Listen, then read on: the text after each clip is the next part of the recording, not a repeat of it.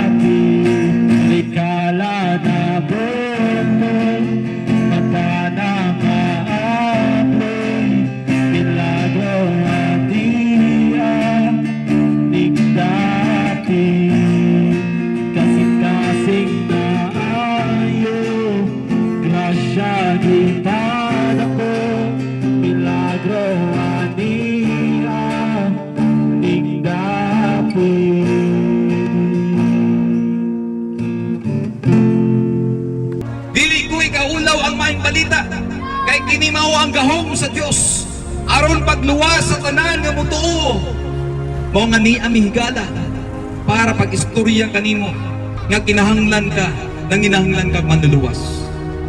Ngano ba day sir? Nagtaka-taka araman ka sir? Okay naman ko. Wa ko'y problema sir. Pero sultihan ta ka higala. Humaning atong kinabuhi din sa kalibutan. Dunay giingon ang Biblia, it is appointed that man wants to die, and after that, the judgment.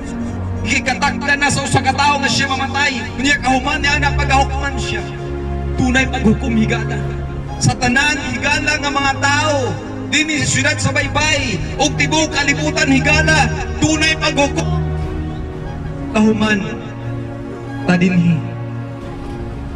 ang pangutana higala kanus amang kamangandam busan ni ami higala dili mi maulaw bisag way kwarta nga among madawat wala mo nagsuwala mi suhuli higala dili pud mi mangayo ninyong offering dili mi mangayo ninyong piso higala gusto lang namo higala nga ipasamuak ang pulong sa Ginoo nga si Kristo lamang ang manluluwas walay lain among ginabalik-balik higala labi na ako akong ginabalik-balik nga duna ra gud usa ka manluluwas ug dili nako ikaula pag istorya kanimo nga si Kristo lamang ang makaluwas dili pinaagi sa imong kaugalingon dili pinaagi sa akong kaugalingon dili pinaagi sa akong pagkamatarong dili pinaagi sa mayong laki dili higala sa kalantip sa imong panghunahuna ug akong hunahuna dili pinaagi sa mayong buhat according to Ephesians chapter 2 verse 8 to 9. It is by grace you have been saved through faith, not by your own good works.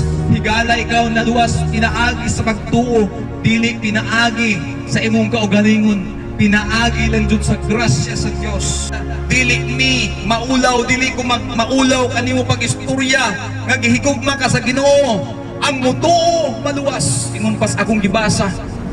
Pinaagi labang sa pagtuo sa Dios, ikaw maluwas. Tugay mauni gahom sa kaluwasan niya itong mutuo apan ang dili mutuo higala naigo ng pulong sa Ginoo pagkasilutan tunay paghukom moabot ang paghukom higala ang paghukom higala hapit na ang duha ka balantayan nato higala ang pagbalik ni Jesus ug ang kamatayon kung kay sa gikaingon ko na higala it is appointed unto man once to die, and after that the judgment. Taligi si Ginoong Hesus, tuuhi si Ginoong Hesus. Kung ka nag-ingon ang pulang si Ginoo, ang mutuo kang Ginoong Hesus, makapatunog kinabuhi. Nga walay katapusan na pa ng dili mo salig sa Ginoo, pagahukman siya. Hinukto man na siya higala. Busa, ikaw, nga nagalakaw-lagaw, nagalingkod, nagakaon diha. Hunahunaa ug maayo. Tunay langit ug tunay impyerno. Magpili ka nining duha. Otrohon ako magpili ka nining duha higala. Sayon ra pag-adto higala sa impyerno. Pero ang pag-adto mo sa langit higala nagaingon dito, kung musalig ka sa Dios, kung mutuo ka sa Dios, dunay kinabuhi nga walay katapusan. Mo nagaingon sa John chapter 3 verse 16. Whosoever believeth in him should not perish but have an everlasting life. Si bisan kinsang musalig kaniya, tunay kinabuhi kung wala katapusan. Apan ang dili musalig kaniya, agahukman siya higala. Busa hagon ko ikaw. Pasudla ang Diyos ay kasing-kasing pinaagis pag-ampo. Dawata siya higala. Tugay pulong sa Ginoo nag-ingon sa John chapter 1 verse 12. Katurang mo dawat o katurang mo tuo.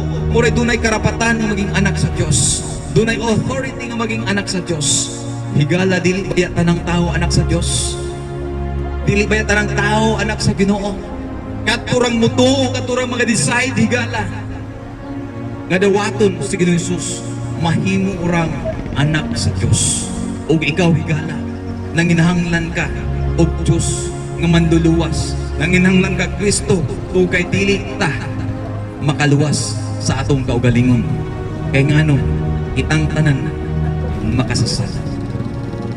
Klaro kaayo ang Biblia nagaingon, because of one man, tungod sa usa ka tawo, ang sala mikulyanam sa kalibutan.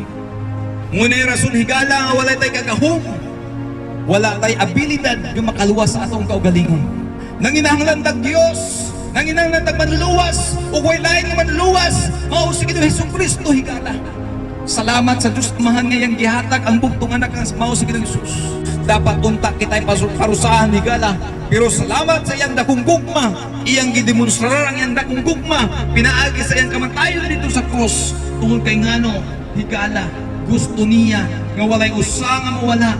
Dili niya gusto nga dunay tiguan, dunay bata higala nga matus impierno. Kay katong impierno higala sultihan ta ka para sa mga demonyo, para sa mga anghel ing rebelde, o para sa mga tao nga dili mo tuo kaniya higala. Busan niya mi, dili mi maulaw pag istorya kanimo, o kay gahom kini sa Dios para ikaw maluwas. Makigrelasyon ka sa Dios.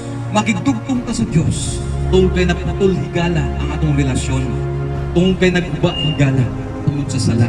Nahimulan ta sa Dios usa makigdugtong ta niya pinaagi sa pagdawat, pinaagi higala sa paglito.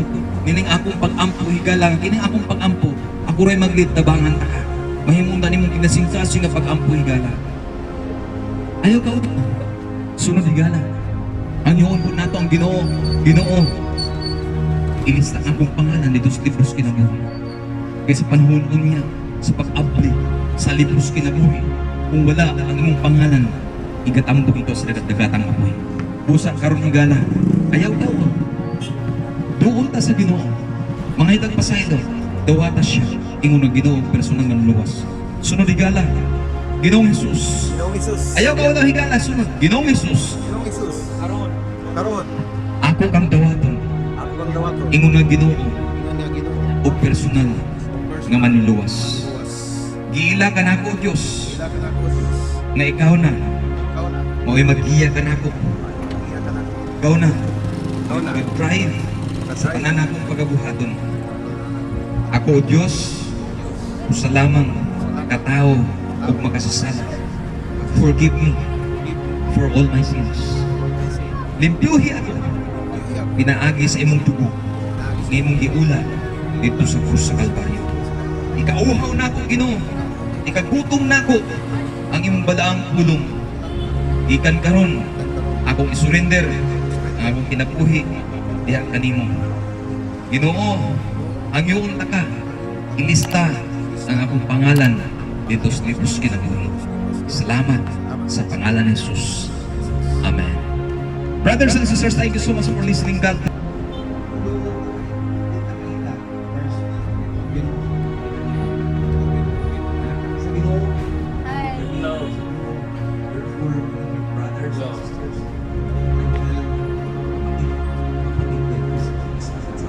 Pero biologically, hindi nagsuon higala. Kung na siya gahong higala, ang gahong sa espiritu anon. Kung tihon ako higala, kinalangga ka sa Diyos. Last Okay, so katulog ka session karon sa Beautiful Feet September 24 diri sa Bye Bye City Lady. Tulog ka session karon at saka salamat kayo sa Ginoo. Salamat sa Panginoon ay siya po yung gumagabay sa amin sa aming pag-preach dito sa Bye Bye City Lady. Palain po ang Bye Bye City Lady ng pagpalain ng Panginoong Diyos ang ating ang Bye Bye City Lady at saka sa lahat ng lugar sa buong. Maraming salamat sa inyong panonood sa video sa Beautiful Feet dito sa Walim TV.